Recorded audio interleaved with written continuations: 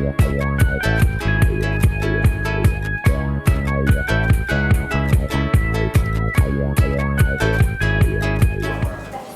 Edie Lush, and I'm here at the Hub Culture Pavilion in Paris for COP21. Really pleased to be joined by Paula DiPerna. She's Special Advisor to CDP, formerly known as the Carbon Disclosure Project. So tell me how you think this COP is different from previous ones. Well, this one is firstly different because it's in the most beautiful city in the world, which is Paris, and it's different because of the great momentum that has led us all here and a new consensus on climate change. I guess it's mostly different because the outlook is fairly good for a unanimous agreement, which we didn't have in all the other COPs, but I was at the Rio Earth Summit in 1992. We had a lot of momentum, a lot of power. I was in the room when every president, they came in every 8 minutes and signed the Framework Convention on Climate Change. It was very formal and very official. And somehow since then, for a lot of different reasons, the stone has gone down the hill and the momentum has been lost on some levels, politically certainly. So the difference here is that there's a lot of political momentum. My question really is, why, if just because we're getting a unanimous agreement, should we be satisfied with such relatively minimal objectives? And so the key is how we're going to ratchet up that ambition and monitor progress from now on. And that is, to my mind, the critical point. So I'm interested in, you've described it to me before as a sort of grab bag of policies. How would you sort of like to see it even stronger, the agreement? Well, you know, it's a very simple problem we have. The atmosphere is a penthouse. And we're running out of room in it because we've been storing dirty diapers up there. Right. So there's very little room left up there. And the only thing we have to do is take those diapers out and stop putting more diapers in. So it's a clear objective. And yet we have 100 and something different ways of getting there.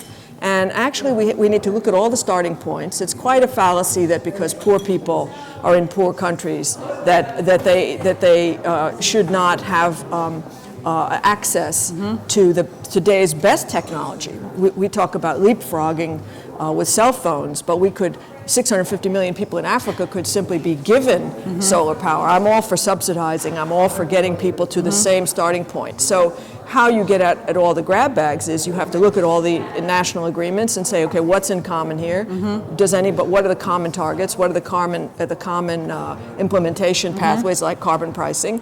And focus on those. And just select a couple of common objectives with a common timeline and throw a lot of money that way. That's the answer. Does it feel like we need to see a stronger agreement? I was speaking to Kumi Naidu, who was actually unhappy that the target isn't 1.5 degrees in terms of the change, that the 2% isn't enough for some countries, like in the Maldives, Caribbean, that kind of place. Well, you know, if you added up all the hours that people like me and you have spent as a function of person hours on this topic, parsing out things like 1.5 versus 2, since 1992, we've probably exceeded all of human history. So I think it's important he's right, and it is kind of surreal that we're all here focused on an agreement that we all know will not take the dirty diapers out of the penthouse. That being said, it's the world of the doable. So I think we have to focus on what is doable now and get it agreed and bought into at the highest possible level and also at the so-called bottom-up level. But neither the bottom-up nor the top-down effort is going to be sufficient to have this coherence. We've had a lot of progress, but it's been incoherent. And COP21 has to bring a coherence. And I don't think the coherence comes from whether it's 1.5 or 2.0. The coherence comes from simplification and capital flow. Tell me about capital flow and carbon pricing, because I know that's something you've written a lot about, you know a lot about. Tell me about how you think that has developed and how much that'll help to implement some of the changes. Well, you know, we figured out how to value Uber, which doesn't really provide any necessary services to us, and it's valued in the multi-millions of dollars, billions now. And the atmosphere, which is the thing on which we all depend, we haven't figured out a way to value, which is absurd. And, you know, it's a big shortcoming of ours. So carbon pricing is a way of putting a value on the scarcity. on the little bit of remaining room in the penthouse. And just the way when you go to a hotel and you rent the penthouse, you know, as I say, you wouldn't store dirty diapers in there. So carbon pricing is a way to look at what's left in the atmosphere and say, okay, if you want to put a ton of carbon up there, it's going to cost you a lot of money. And this is what a carbon price is.